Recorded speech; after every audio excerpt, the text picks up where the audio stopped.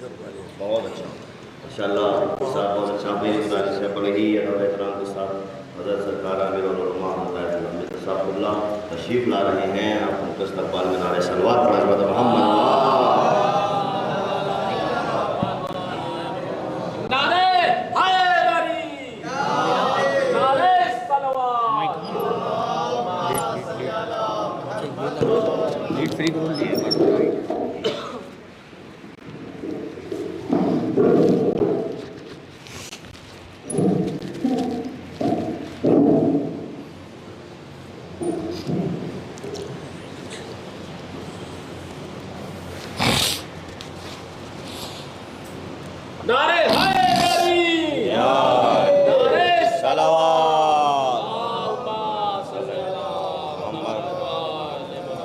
نعرہ صلوات. برائے سلام دی امام زمانہ بآواز بلند نعرہ صلوات. صلی علی محمد آل محمد وجل فرج. آپ تمام حضرات سے پہلے یہ درخواست ہے کہ وہ تمام مرحومین حضرات علماء جو اس منبر پر خطاب فرماتے تھے آج دنیا میں نہیں ہیں، وہ تمام حضرات شعراء ادبا جو یہاں سے آپ سے اپنا کلام پیش کرتے تھے وہ بھی یہاں نہیں ہیں. وہ تمام حضرات مومنین اور مومنات جو یہاں شرکت کرتے تھے اور اب ہم میں نہیں ہیں، ان تمام کے لیے اور تمام مرحومین مومنین اور مومنات جنہوں نے اس مجلس کو عشرے کو قائم کیا، ان تمام مرحومین کے لیے ایک بار سورہ فاتحہ کی تلاوت ہوئے.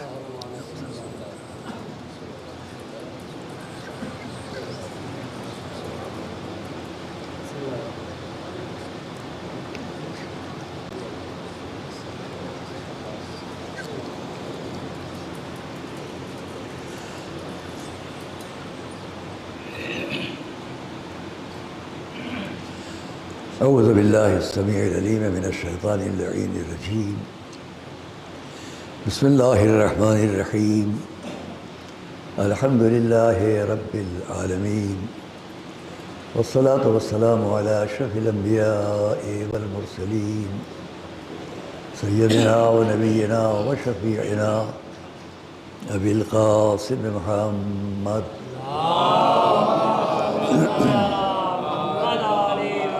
وإهل بيته الطيبين الطاهرين المعصومين المظلومين الذين أذهب الله عنهم الرجس وطهرهم تطهيرا. ولعنة الله على أعدائهم وقتلتهم وغاصبي حقوقهم أجمعين. أما بعد فقد قال الله سبحانه في كتابه المبين وقوله الحق. بسم اللہ الرحمن الرحیم. کما ارسلنا فیکم رسولا منکم یتلو علیکم آیاتنا ویزکیکم ویعلمکم الکتاب والحکمہ ویعلمکم ما لم تکونوا تعلمون. صلوات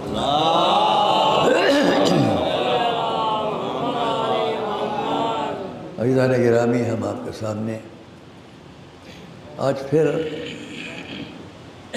اس کا شکر کہ اس نے مجھے پھر اس کا موقع دیا کہ میں آپ کے سامنے اس ماہ اذا میں، ابتدائے زمانہ اذا میں اس منبر پر حاضر ہوں.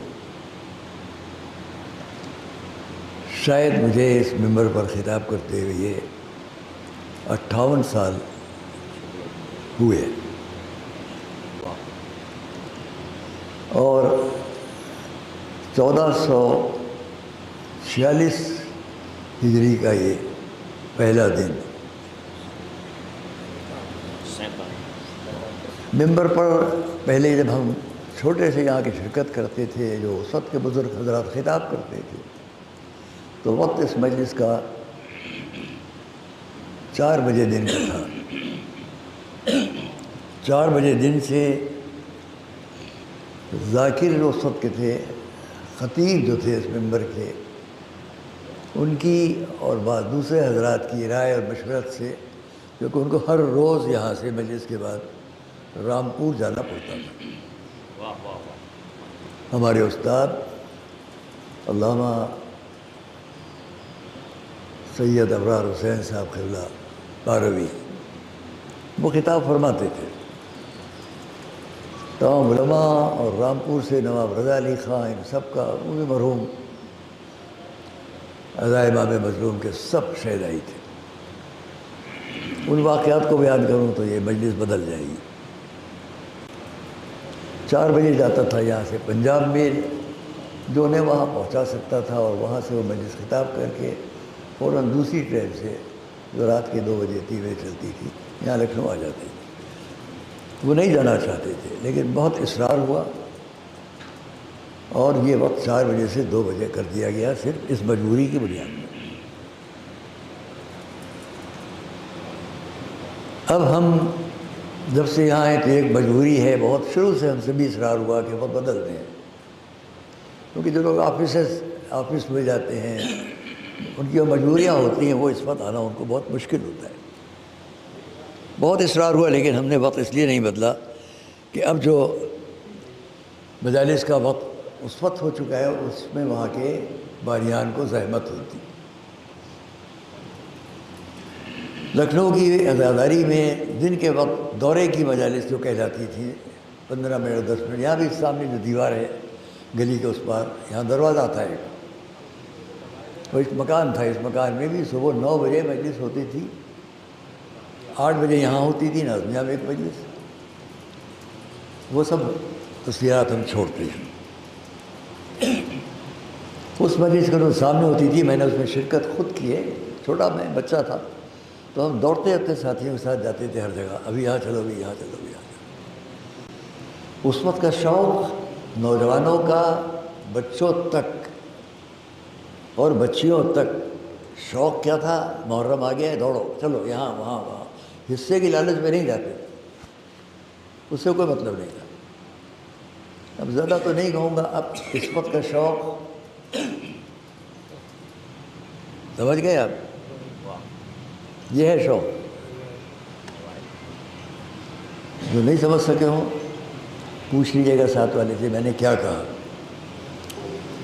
اس وقت مجلسوں میں دوڑ کا شوق تھا کیونکہ نوجوان بھی پہلے جیسا نوجوان نہیں ہے، اس کو اس وقت یہ سننے میں اچھا لگتا تھا کہ چلو جو پڑھ رہے ہیں ان کو دیکھو اور جو مصائب ہیں اس کو سنو۔ ماں باپ کی تربیت یہی ہوتی تھی، دیکھو یہ دن خالی نہ جائیں۔ اکثر ہم سے بات ہوتی تھی ہمارے گھر کی بزرگ عورتوں سے، تو یہ کہتی تھی بیٹے ہم نے آج 6 دن سے دوپہر میں کھانا نہیں کھایا ہے۔ مجلس وہاں جو مل جائے گا وہ ٹھیک ہے، نہیں ملا نہ صحیح۔ ایک عقیدت کا انداز تھا اور اس میں سب سے بڑی پابندی وقت کی ہوتی تھی۔ یہ قوم وقت کی پابند تھی اور اس پابندی میں بہت بڑا حصہ مجالس کا تھا۔ یہ مجالس ہم کو آپ کو وقت کا پابند بناتی تھی، جس طرح نماز وقت کا پابند بناتی ہے ویسے مجلس بھی وقت کا پابند بناتی تھی۔ صلوات محمد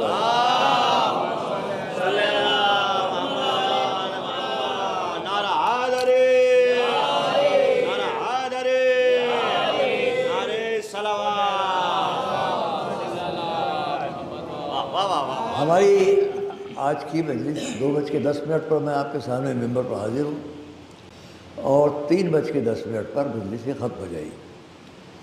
وقت کی پابندی اس 58 سال میں ہمیشہ ہوئی ہے اور کسی بھی مجلس کو جو سامنے والے ہوں یہ شکایت کبھی نہیں ہوئی کہ آج آپ نے بہت دیر کر دی۔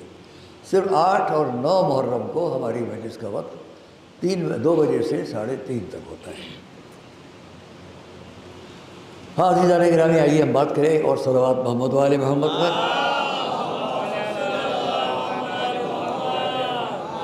ہمارا موضوع اس 9 دن کی مجالس میں ہے دین اور دعا۔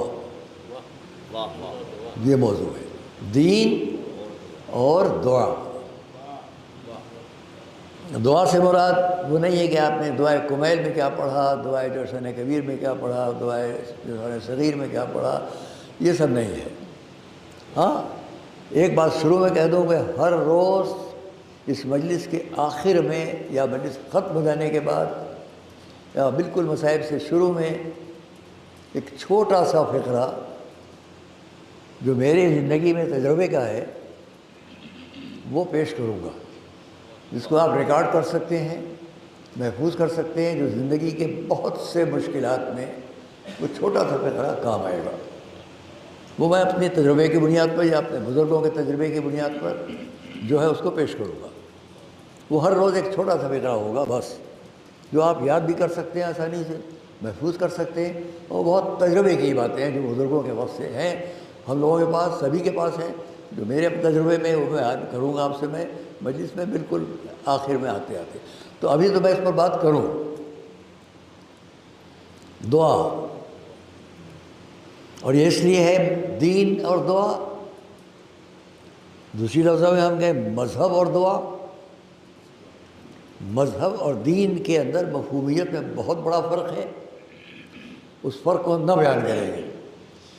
سورہ البقرہ کی 151ویں آیت سے میں ہمیشہ آپ کے سامنے بات شروع کرتا ہوں، چونکہ اس سے ما سبق میں پہلے اور بعد میں بہت سی ایسی باتیں ہیں جو قرآن نے یہاں ہم سے آپ سے کہی ہیں، وہ ہمیں ہدایت دی ہے، اس پر عمل کرنے سے بڑا فائدہ ہوتا ہے۔ پھر بھی آئیے ہم یہ دیکھیں، دین اور دعا، مذہب اور دعا، یہ اس لیے بھی کہ آج کی پوری دنیا مذہب کے نام پر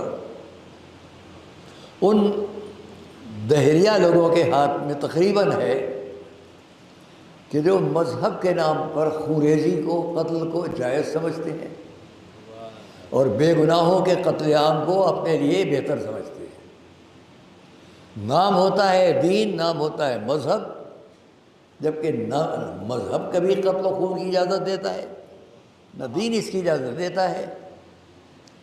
ساری دنیا میں بظاہر تو نہیں ہے بات مذہب کی، بظاہر تو نہیں ہے بات مذہب کی، لیکن گہرائیوں میں ہم جائیں تو بات یہی ہے۔ تفرقہ کس بات کا ہے؟ میں مسلمان، میں شش امامی، میں 12 امامی، میں فلاں مذہب اور فلاں فرقہ اور فلاں مسلک، سامنے کوئی اور، ادھر یہی انداز ہے، تو ہر جگہ، لیکن آپ مجموعہ مختصر ہے اس وقت ہمارے سامنے، لیکن جہاں تک ریکارڈ ہو کے بات جا رہی ہے، تمام لگے ہیں 6-7 یہ ریکارڈ کرنے والے، تو جہاں تک باہر آواز جا رہی ہے میں ان سے بھی کہوں گا، خیال کیا آپ نے کہ مذہب آپ کو دعا دیتا ہے یا بد دعا دیتا ہے؟ دین سے آپ کو دعائیں ملتی ہیں یا ہلاکت و خونریزی کی بد دعائیں ملتی ہیں؟ یہ میں ایک کی بات نہیں کرتا، اگر میں ان کے فقرے نقل کروں تو اس ممبر سے اچھا نہیں لگے گا، مگر آپ تو جانتے ہیں کہ ہر مذہب جب دوسرے سے ملتا ہے جاننے والا تو کیا کہتا ہے؟ جب سامنے والے سے، میں سادی لفظوں میں کہوں، میرے سامنے ایک جین مذہب کا جاننے والا آتا ہے، میرے سامنے ایک کرسچینٹی کا ماننے والا آتا ہے، میرے سامنے ایک بودھ ازم کا ماننے والا آتا ہے، کوئی بھی میرے سامنے سناتن دھرمی آتا ہے، وہ کیا کہتا ہے مجھ سے اور میں اس سے کیا کہتا ہوں؟ ہر مذہب جب ایک دوسرے سے ملتے ہیں تو ان کا پہلا فقرہ جو ملنے کے وقت ہوتا ہے وہ دعا ہوتا ہے۔ صلوات علی محمد وعلی، وہ دعا ہوتا ہے، بد دعا نہیں ہوتا ہے۔ اب میں اپنے فرقے کے حساب سے آ جاؤں، ساری دنیا کے انسانوں سے جو کسی بھی مذہب سے متعلق ہیں، میں ان سے کہوں گا کہ آپ غور کریں اس بات پر۔ جب ہم مسلمان کی حیثیت سے کسی سے ملتے ہیں تو کیا کہتے ہیں؟ سکھائے آپ کو کوئی کچھ بھی سکھائے، اس کو ہٹا دیجیے۔ مذہب کیا سکھاتا ہے؟ جب ہم ملے پہلا فقرہ تو ہوتا ہے سلام علیکم۔ یہ میاں یہ سلام علیکم کیا ہے؟ بس دعا ہے؟ یہاں دعا ہے؟ یہاں بیچ میں اتنی بات کہہ دیں، ہم اتنے کنجوس ہوتے ہیں دعا سلامتی میں بھی کہ انتظار کرتے ہیں سامنے والا ہم پر سلام کرے۔ سبحان اللہ۔ جبکہ اگر آپ نے سلام پہلے کر لیا تو نامہ اعمال میں آپ کے لیے صرف 10 نیکیاں لکھی جائیں گی۔ آپ کے نامہ اعمال میں نے عکس کہا 90 نیکیاں لکھی جائیں گی،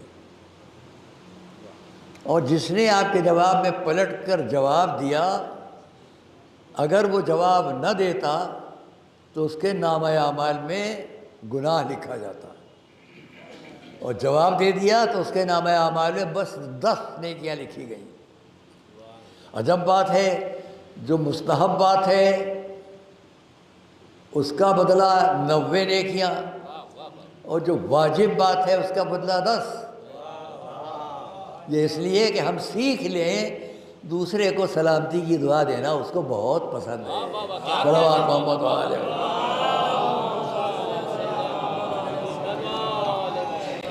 اس کے بہت سے قاعدے قوانین ہیں جو میں اب سب بیان کروں گا کہ سلام کرنے میں بھی اگر 2 آدمی سامنے سے آ رہے ہیں، میں اکیلا ہوں، تو مجھ پر ضروری ہے کہ میں اس کو سلام کروں، یہ نہیں کہ وہ 2 آدمی مجھ پر سلام کریں۔ ہم 2 آدمی ہیں، وہ 5 ہیں، تو ہم ان پر جس کی جماعت زیادہ ہے اس پر سلام کرو۔ میں کسی سواری پر بیٹھا ہوا ہوں، وہ پیدل آ رہا ہے سامنے سے، تو مجھے سلام کرنا ہے۔ ابھی کوئی صاحب آ جائیں اور میں یہاں سے ان کو دیکھوں تو میرا ضروری ہے کہ میں ان کو سلام کروں۔ نہ کروں کہ گناہ نہیں ہے، لیکن سلام کر لینا اتنا ضروری ہے اس کی بارگاہ میں۔ ایک توجہ کیجیے گا، سب سے زیادہ اس کو پسند ہے انسان کی عبادت میں نماز۔ نماز اس کی عبادت ہے، سلام ہمارا کام ہے۔ نماز کی حالت میں واجب نماز پڑھ رہا ہوں اور کوئی آ کے سلام کر دے تو جماعت میں سے اگر ایک نے بھی جواب دے دیا تو سب پر سے واجب ادا ہو گیا، اور نہیں جواب دیا تو سب نے ایک واجب کو چھوڑا، اس نے مستحب کام کیا سلام علیکم۔ ہم اگر اسی لہجے میں سلام علیکم کا جواب سلام علیکم ہی سے دیں گے نماز میں، لیکن اس کا حکم کیا ہے؟ میری نماز کو اس لہجے کے لیے کم کرو، سلام کا جواب ضرور دے دو۔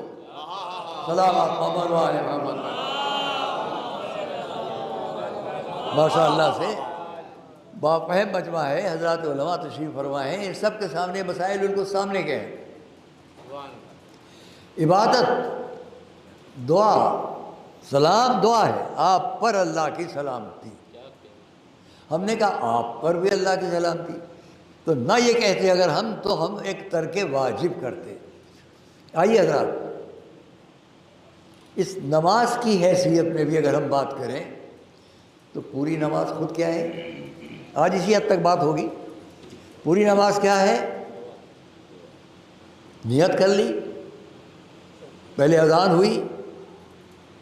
آئیے بیچ میں مجلسی عنوان سے بھی ایک بات آپ کے سامنے کہوں گا، یہ پوری اذان کیا ہے؟ دعا ہے کہ نہیں ہے؟ اس لیے کہ پہلے تو ہم نے اللہ اکبر، بہت بڑا ہے وہ، اشہد ان لا الہ الا اللہ، بڑا ہے وہ یقیناً ہے کہ اس کے رسول کی رسالت، وحدانیت، رسالت، امامت سب کر لینے کے بعد اب اس مؤذن نے آواز دی حی علی الصلاۃ، نماز پر آمادہ ہو جاؤ، اور پھر اس کے بعد اس نے کہا حی علی الفلاح۔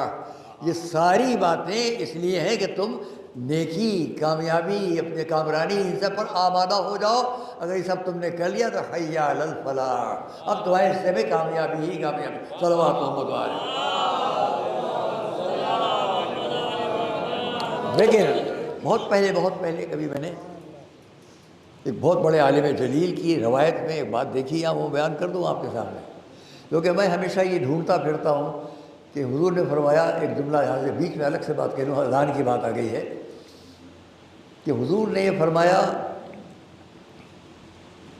کہ دیکھو ہر چیز میں اگر علی نہ ہوتے تو فاطمہ کا کوئی کفو نہ ہوتا۔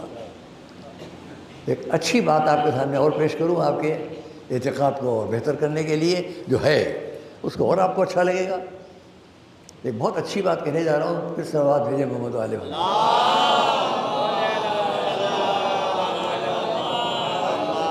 نعرہ حیدری، نعرہ حیدری، یا علی، نعرہ سلام۔ اللہم صلی علی محمد۔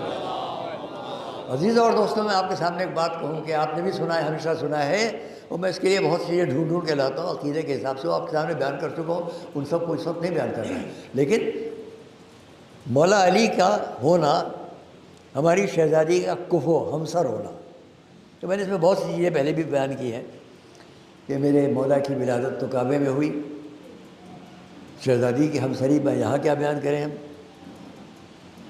سب ہے۔ اب اذان،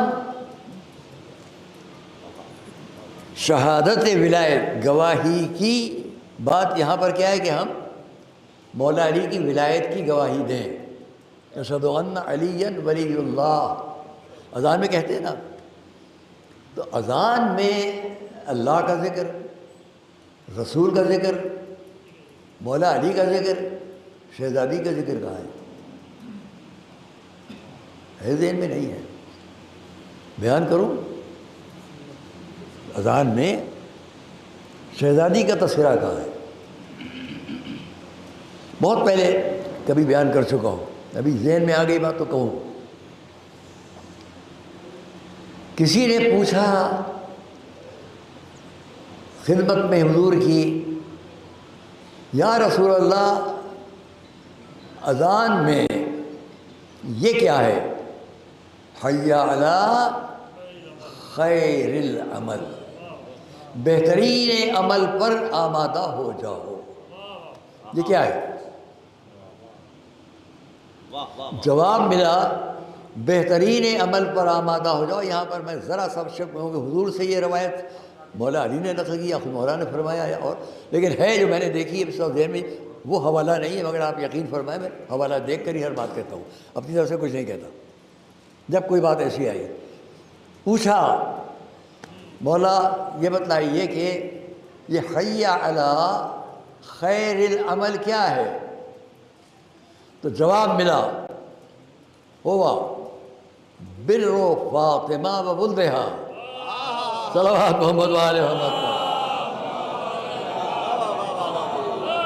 حی علی خیر العمل کیا ہے؟ اور کچھ نہیں ہے اس کے سوا جہاں پر جو بیان کیا گیا، وہ فاطمہ کے ساتھ نیکی اور ان کی اولاد کے ساتھ نیکی۔ معلوم اذان میں بھی میری معصومہ کا نام پردے میں ہے، اس لیے کہ پردے میں رہنا ہی چاہیے تھا۔ صلوات محمد و آل محمد۔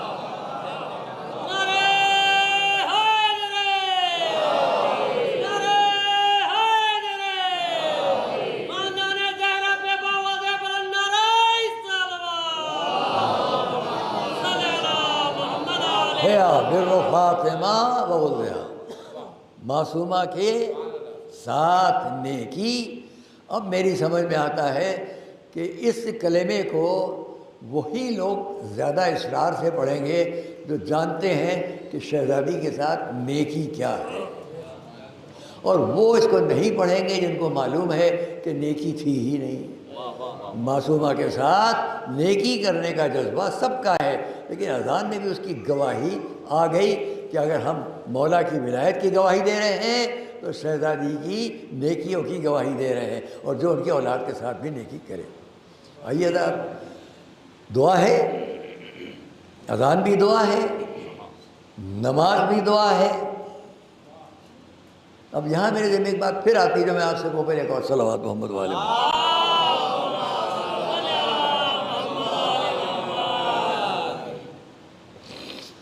یہ ایک بات میرے ذہن میں آئی کہ ہر جگہ، پہلے بھی میں نے اس کو کہا ہے، اور یہ بہت اہم بات ہے جو میں کہہ رہا ہوں، ہر جگہ نماز کے لیے اذان ہے، اور ہر جگہ مسجد میں یہاں جب اذان ہو رہی ہے تو اس کے بعد نماز ہے۔ صرف ایک موقع میرے سامنے ایسا ہے کہ جہاں اذان کے بعد نماز نہیں ہے،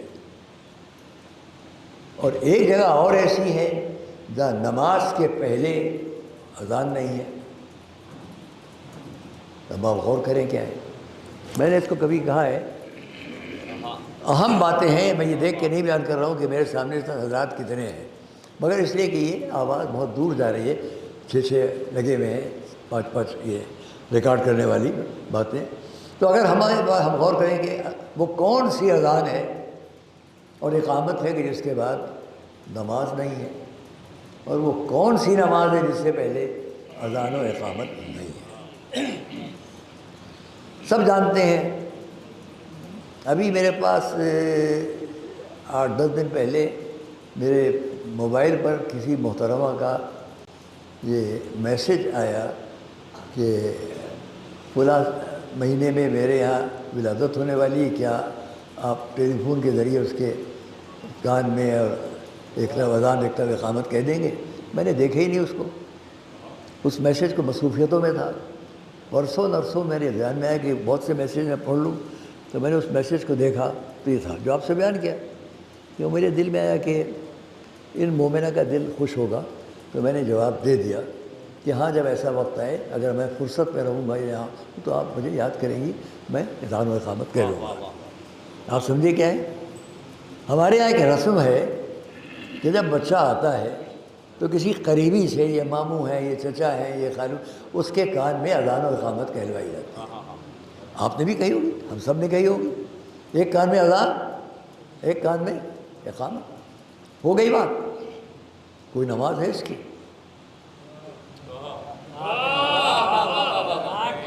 صلوات پڑھیں تو آگے پڑھیں۔ کوئی اذان اور اقامت کے بعد یہاں پر نماز نہیں ہے، وہ اچھا کیا پڑھے گا؟ لیکن میرا دل یہ کہتا ہے کہ چونکہ ادھر سے ایسا ایک ہمارے لیے طریقہ بیان کیا گیا ہے، تو یہ بچہ جو آغوش میں ہے، ہم اس کے کانوں میں پہلے ہی سے ان مبارک کلمات کو ودیعت کر دیتے ہیں جو آغوش میں آتے ہی اس کے دل و دماغ میں پہنچ جائیں، تاکہ جب بڑا ہو تو نہ مولا کو بھولے اور نہ ان کی بہتر زندگی کو بھولے۔ یہ اس کے ہماری طرف سے عقیدہ ہو جائے۔ صلوات محمد والے۔ اور بھائی ایک اور نماز ہے، اس نماز میں کیا ہوتا ہے کہ ہم نماز میت، اس کے لیے کوئی اذان اقامت تو نہیں ہے، کوئی اذان کوئی اقامت ہے یہاں پر؟ ایک صلوات پڑھیں محمد والے میں۔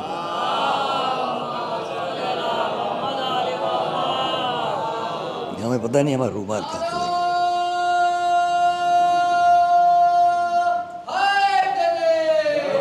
نہیں ہے، نہیں اس کو پڑھ گئے۔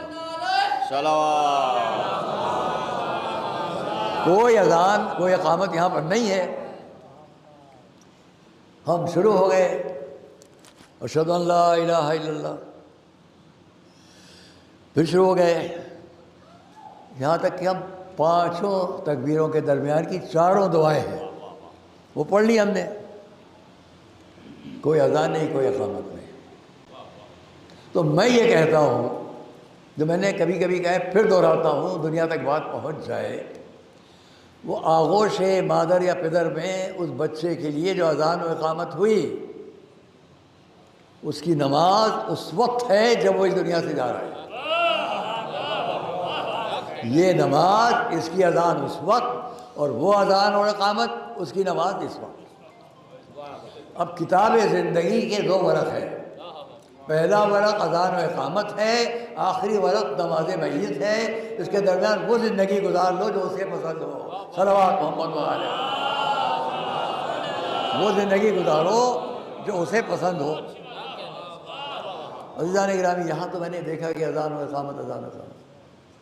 ہاں ایک اور جگہ ملتی ہے، اب مجلس کو تمام کرنے کے لیے اتنی بات کہہ دوں، ایک اور جگہ مجھے ملتی ہے، اچھا یہ خود اذان آئی کیسے؟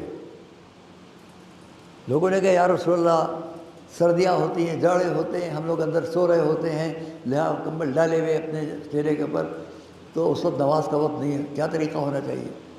تو کچھ لوگوں نے رائے دی کہ کسی ٹیلے پر کسی آدمی کو مہیا کیا جائے جو وہاں ڈھول بجایا کرے۔ میں نے جب اس کو پڑھا تو میرے ذہن میں آیا کہ اسلام لے آئے تھے مگر ابھی تک ڈھول بجانے کی عادتیں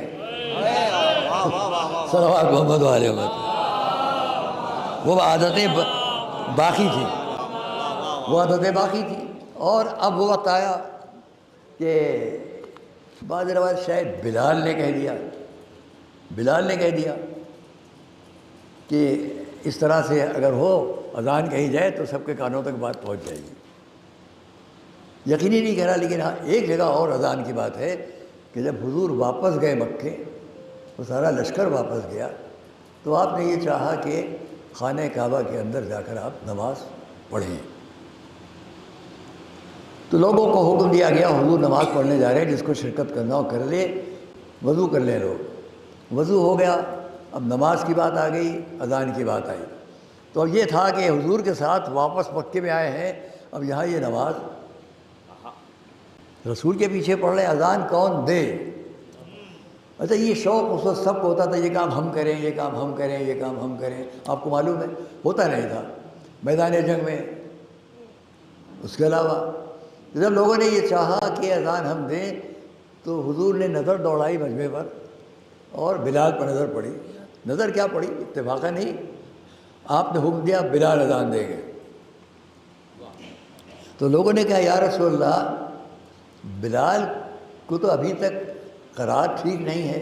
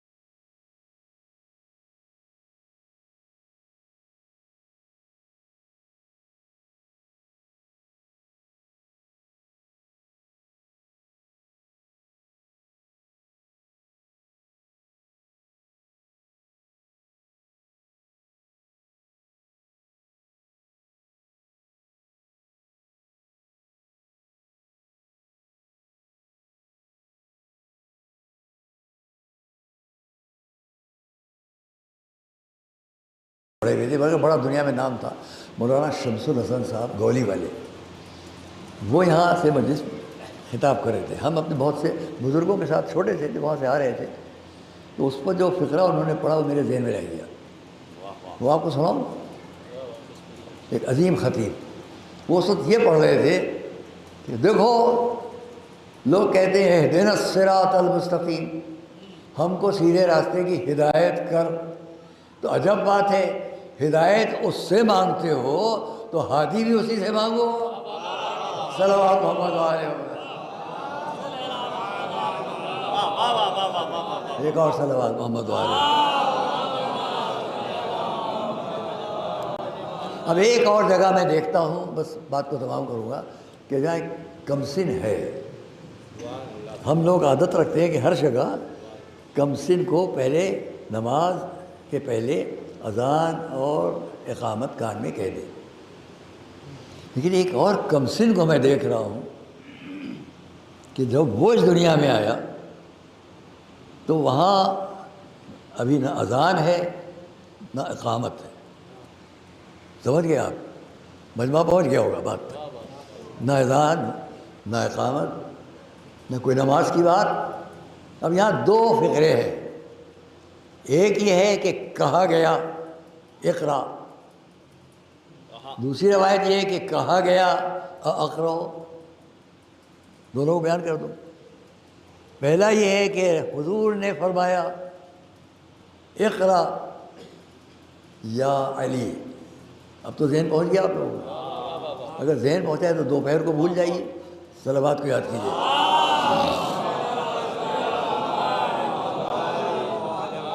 لیکن ہمارے بزرگان علماء نے لکھا کہ اگر ایسا ہوتا تو مولا علی کا کعبے میں ولادت کے بعد جب آپ کی آغوش میں رسول کی آپ آئے تو آپ نے آنے کے بعد خود سے حضور سے کہا اقرو یا رسول اللہ. اس فقرے کو یاد رکھیے گا، یہ فقرہ یاد رکھیے گا. اقرو یا رسول اللہ، اے اللہ کے رسول کیا میں پڑھوں؟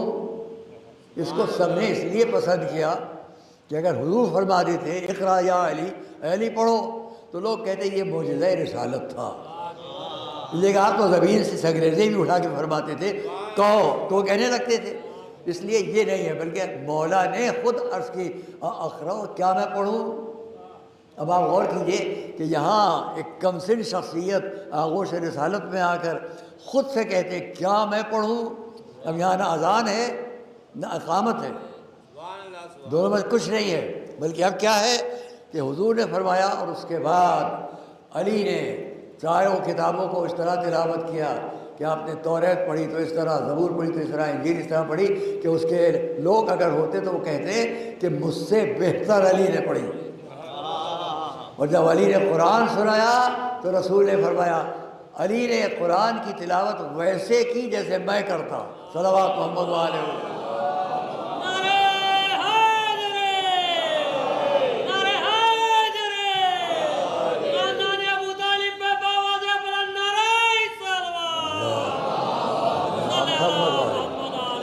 میں یہاں آخری بات جو ابھی میرے ذہن میں آئی تھی آنے سے پہلے وہ میں آپ سے کہہ دوں. وہ لوگ کہ جو یہ کہتے ہیں کہ ذوالعشیرہ میں حضور کو حکم ہوا تھا جب کہ فصدع بما تؤمر، تمہیں جو حکم ملا اس کی زحمت کرو پہنچانے کی، اور آپ نے جب اپنی رسالت کی بات کی تو آپ نے بلایا 40 آدمیوں کو. ساری بیان کروں گا. 40 افراد کو آپ کے خانوادے سے، خاندان سے یا قبیلے سے تھے، ان کو بلایا گیا اور ان کی دعوت کا انتظام ہوا. وہاں مولا نے جب فرمایا کہ میں آپ کا ساتھ دینے والا، اور آپ نے اس کے جواب میں جو کچھ فرمایا تو علماء اسلام نے لکھا کہ آج علی نے سب سے پہلے کمسن لوگوں میں سب سے پہلے اسلام کا اعلان کیا، یعنی اسلام قبول کیا. چلیے ہم آپ کی بات مان لیں کہ علی نے اسلام کو 13 سال کے سن پر یا 10 سال کے سن پر قبول کیا، تو کم سے کم اتنا تو آپ نے مانا کہ اس وقت یہ اسلام قبول کیا گیا جب بچے پر کچھ بھی واجب نہیں تھا. اور اوروں کی زندگی یہ ہے کہ کوئی بھی بڑا ایسا نہیں ہے جس نے 40 سال کے سن تک اسلام کو چھوڑے نہ رکھا ہو. دوسرے بڑے بڑے 40 سال کے سن پر اسلام لائے، یہاں علی 10 سال یا 13 سال کے سن پر بقول ان کے. اور ہمارا عقیدہ کیا ہے؟ ایک جملے سے بات واضح ہو جاتی ہے. پہلے آپ صلوات پڑھیں محمد والے. یہ 10 سال اور 13 سال کی بات ایک طرف رکھو. یہ دیکھیے کہ جب علی آغوش رسالت میں کعبے میں آئے تو آپ نے کیا عرض کی؟ اقرؤ یا رسول اللہ، اے اللہ کے رسول کیا میں کچھ پڑھوں؟ تو کچھ بھی نہ یاد رکھو، کم سے کم اتنا تو یاد رکھو کہ علی نے آغوش رسالت میں آتے ہی کیا کہا؟ یا رسول اللہ. یہ اقرار رسالت تھا کہ نہیں تھا؟ صلوات محمد والے محمد پر. یہ اقرار رسالت تھا کہ نہیں تھا؟ یا رسول اللہ. ہم تو یہ بھی کہیں گے کہ ایک قرآن کی تلاوت کر کے بتا دیا، اب پورا مذہب یہیں سے شروع ہو جاتا ہے. اس سے کیا بات کرو گے جس کے لیے رسول نے خود فرمایا انا و علی من نور واحد، ہم اور علی ایک نور سے، ایک نور سے بات شروع ہوتی ہے حضرت آدم کے وقت سے۔ اس بات کو ہم آگے کی مجلس میں آپ سے بیان کریں گے۔ اب چونکہ مجھے بات کو ختم کرنا ہے، اس لیے میرا جو وعدہ ہے وہ میں آپ سے وعدہ اپنا پورا کروں۔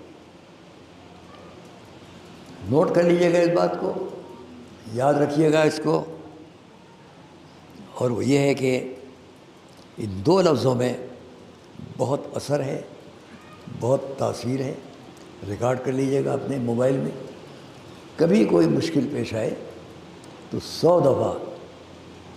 اور یہ بات وہ ہے مجھ کو، جب میں حج کرنے گیا تھا تو ہمارا مولم پورا خانوادہ ان کا، میں یقین کرتا ہوں تقیہ کے عالم میں تھے، بہت اچھے لوگ تھے۔ ان میں سے ایک نے مجھے اپنے گھر پر بھی لے گیا تھا چائے وغیرہ کرنے کے لیے، وہ بہت جگہوں کو دکھایا، یہ جگہ یہ ہے، یہ جگہ یہ، اپنی موٹر پہ لے کے گئے۔ پتہ نہیں کیوں ان کو مجھ سے بہت یہ محبت ہوئی۔ تو حج کے موقع پر مجھے صرف ایک ہی تحفہ وہاں کے رہنے والے ایک بزرگ شخص سے ملا، وہ میں آپ کو دے رہا ہوں۔ ہر روز انشاءاللہ کل بھی پرسوں بھی ایک فقرہ دوں گا میں، تاکہ ساری مجلس جو دین اور دعا پر ہے اس کا ایک فائدہ ہمارے مجمع کو اور بھی پہنچ جائے۔ وہ فقرہ انہوں نے مجھ سے کہا کہ کبھی کوئی ہمارے تجربے میں، جو چیزیں میرے تجربے میں ہیں وہ میں بیان کر رہا ہوں، رکھ کر کیا کروں گا، ہمارے بچوں کو پہنچ جائے، ہمارے اور گھرانے کو، خاندان والوں کو پہنچ جائے تو اچھا ہے، لیکن آپ سب بھی ہمارا گھرانہ ہے، یہ سب مجمع ہمارا گھرانہ ہے، ہمارا خاندان ہے۔ ہم کوئی فرق نہیں کرتے سڑک پر بیٹھ کر جو اس مجلس کو سن رہے ہوں یا جو یہاں آ کر سنیں گے۔ ہاں اتنا کہہ دوں آپ سب کے سامنے کہ اس فرش پر آ کر بیٹھنے کا مرتبہ کچھ اور ہے۔ یہاں نام لوں میں آپ سے، رہبر معظم حضرت آیت اللہ العظمیٰ سید علی خامنئی دامت العالی، ہمارا ایک موقع پر ان کا بہت دیر ساتھ ہوا، تقریباً 1.5-2 گھنٹے تک، اور یہ تاریخ میں ان کی نقل نہیں ہے، یہ ان کا آنا اور جانا تاریخ میں نقل نہیں ہے، میں بیان کر رہا ہوں۔ اور وہاں ہمارے لیے انہوں نے بہت محبت فرمائی۔ ان کا بھی ایک فقرہ ہے جو میں آگے کسی دن بیان کروں گا، اس وقت نہیں بیان کروں گا۔ اس وقت صرف اتنا اس لیے کہہ رہا ہوں کہ جب وہاں سے ہم رخصت ہوئے ہیں تو اس کے بعد ہم کو اس بات کی طرف متوجہ کیا گیا جب ہم حج کرنے گئے۔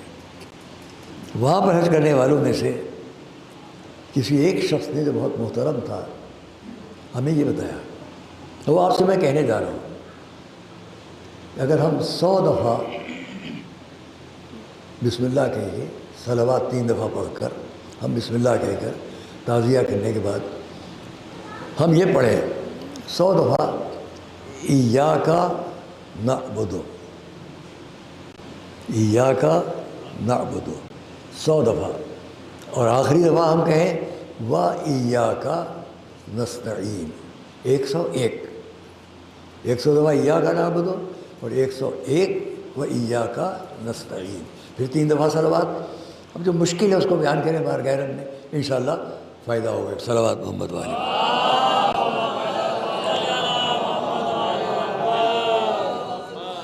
ہم نے جو دوسری بات کو آپ سے کہا تھا اس کو آگے کسی مجلس میں ہم بیان کریں گے کہ یہ دعا، ہر جگہ دعا ہے، بغیر دعا کے ہم لوگوں کا کچھ نہیں ہے۔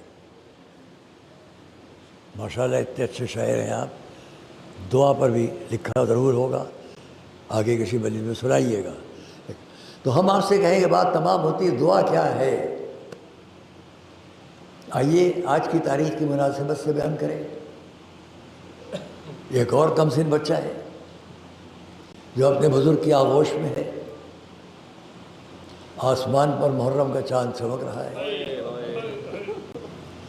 ماں کے چہرے پر خوشی ہے، میرا بیٹا اپنے نانا کی آغوش میں ہے۔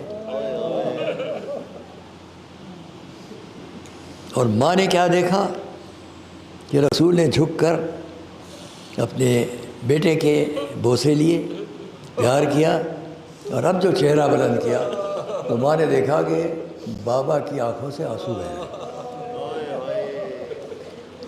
پوچھ لیا بابا یہ آنکھوں میں آنسو کیسے؟ جو جواب ملا وہ اس مجمع نے 50 دفعہ سنا ہوگا۔ بیٹی میں دیکھ رہا ہوں تیرا یہ بیٹا بڑے ظلم و ستم کے ساتھ شہید کر دیا جائے گا۔ مجھے یہاں کہیں نہیں ملتا کہ وہ ماں پلٹ کر یہ کہے بابا آپ تو حبیب رب العالمین، آپ تو افضل انبیاء، آپ تو ختم المرسلین، اپنی رب بارگاہ رب میں دعا کر دی کہ ایسا نہ ہو۔ کوئی فقرہ یہاں پر دعا کا نہیں ملتا سوائے اس کے کہ یہ منظر بیان ہوا۔ بس دوستوں روزی آگے بڑھیں۔ آج کی تاریخ میں ہمیشہ کچھ کہتا ہوں جس کے لوگ تمنائی ہوتے ہیں۔ آئیے وہ بچہ جس کے لیے رسول نے یہ واقعہ بیان کیا، کوئی دعا نہیں کی، وقت آئے گا کہ جب یہ تیروں اور تلواروں سے ٹکڑے ٹکڑے کر دیا۔ اب وہی بچہ، وہی کمسن شخصیت اب بڑے ہیں، اب اتنا بڑے ہیں کہ اب رسول کے دی ہوئی خبروں کے مطابق اب اپنے گھر کو چھوڑ کر جانا ہے۔ وہی بچہ جو کل مکے میں، مدینے میں، آج مدینے کو چھوڑ کر جا رہا ہے۔ بلایا، حکم دیا ہے عباس آپ بہت منتظم ہیں، انتظام کر لیجئے کہ یہ قافلہ روانہ ہو، اور چونکہ چھوٹے چھوٹے بچے بھی قافلے میں ہیں اس لیے اس کا انتظام رہے، راستوں میں صحرا ہے، ریگستان ہے، پانی کی کوئی کمی نہ ہونے پائے، بس اتنی خواہش ہے۔ مولا ابوالفضل عباس نے بڑا اہتمام فرمایا، بعض ناکوں پر صرف پانی کے مشکیزیں لاتے گئے کہ کہیں پانی کی کمی نہ ہو۔ اور اب قافلہ چلنے کو تیار تھا، کوفے سے ایک شخص آیا تھا، یہ دیکھنے کے لیے رک گیا کہ جب کوفے سے چلا تو ابن زیاد کے دربار کی میں نے شان و شوکت دیکھی تھی، اب رسول کا نواسا جا رہا ہے، ذرا دیکھوں کہ ان کے لشکر کی شان کیا ہے۔ ایک بلند پیڑے بجا کر بیٹھ گیا۔ اس نے دیکھا کہ لشکر جمع ہے، کچھ نوجوان ادھر ادھر منتشر گھوم رہے ہیں، اور اتنے میں ایک ناقہ قریب لایا گیا، اس کو زمین میں بٹھایا گیا۔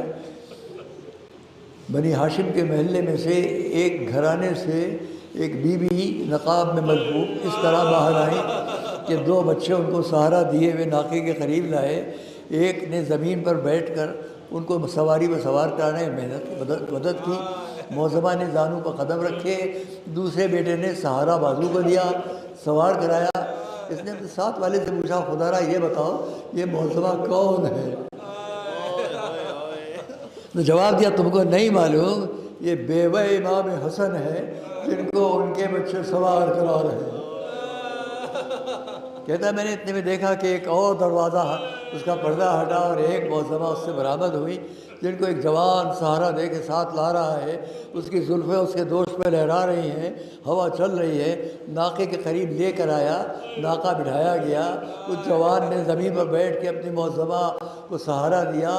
پوچھا خدا را بتلا یہ جوان کون ہے، یہ اس کی ماں یا کون ہے جو اس کو سوار؟ جواب دیا تجھ کو نہیں معلوم، یہ امام حسین کی لیلا ہے جن کو ان کا جوان علی اکبر سوار کرا رہا ہے۔ کہتے ہیں اتنے میں نے پھر دیکھا کہ ایک اور مکان کے دروازے کا پردہ ہٹا اور ایک اور معظمہ شان سے آئی کہ جن کی رفتار میں کچھ اداسی تھی، اور وہ نوجوان جن کا چہرہ شیرانہ جاؤ جلال سے چمک رہا تھا لے کر ایک ناقے کے قریب آئے، ناقے کو بٹھایا گیا، اس جوان نے اور معظمہ کو سوار کرایا۔ پوچھا بتائے یہ کون ہے؟ کہا یہ ابوالفضل عباس ہے جو اپنی بہن شہزادی ام کلثوم کو سوار کرا رہے ہیں۔ کہتا ہے اتنے میں نے دیکھا، یہاں دو روایتیں ہیں، دونوں کو ملا کر آپ کے سامنے پڑھ رہا ہوں کہ اتنے میں اس نے کہا میں نے دیکھا کہ جو جوان چاروں طرف گھوم رہے تھے، یہاں وہاں ٹہل رہے تھے، وہ قریب آ گئے اور ایک مکان کے قریب دو رویا سب بنا کے کھڑے ہو گئے، اپنی تلواروں کو نکال لیا، تلواروں کا سایہ کیا، اور امام حسین گھر کے اندر گئے، ایک معظمہ کو ساتھ لے کر آئے، ناقے کو بٹھایا گیا، امام حسین خود زمین پر بیٹھے، معظمہ نے زانو پر قدم رکھے، امام نے سہارا دے کے سوار کیا، پوچھا یہ معظمہ کون ہے؟ کہا یہ امام حسین ہے جو اپنی بہن زینب کو سوار کرا رہے ہیں۔ اللہ اکبر، یہ شان تھی زینب کی، بنی ہاشم کے جوانوں کی تلواروں کے سائے میں، امام حسین کے زانوں پر قدم رکھنے میں۔ عزیزان گرامی، بس آخری دو جملے، یہ امام حسین نے زینب کو سوار کیا، دل چاہتا ہے عرض کروں شہزادی بہت مبارک ہو کہ آپ کو اس شان سے مدینے سے لے جایا گیا۔ مجھے وہ وقت بھی یاد آیا جب صحرا میں اکیلی زینب کھڑی ہوئی ہے ریت پر، چاروں طرف دیکھ رہی ہے کون ہے جو زینب کو سوار کرائے۔ پلٹی مدینے کی طرف، آواز دی اے میرے بھائی عباس، آؤ تمہاری بہن زینب کون اسے سوار کرائے۔ یعلم الذین ظلموا ایام القلم ینقلبون رحمۃ اللہ القوم الظالمین۔ آخر محمد علیہ تمام مومنین و مومنات کو ان کی دلی شرعی مقاصد میں کامیابی عطا فرمائے۔ ہم سب کو آخری وقت تک راہ محبت اہل بیت پر ثابت قدم رکھے، ظہور اہل بیت ضرورت و جت میں تعریف فرمائے۔ یہ ابا ہمیں لے لیجیے، یہ ابا لے لینا بیٹا۔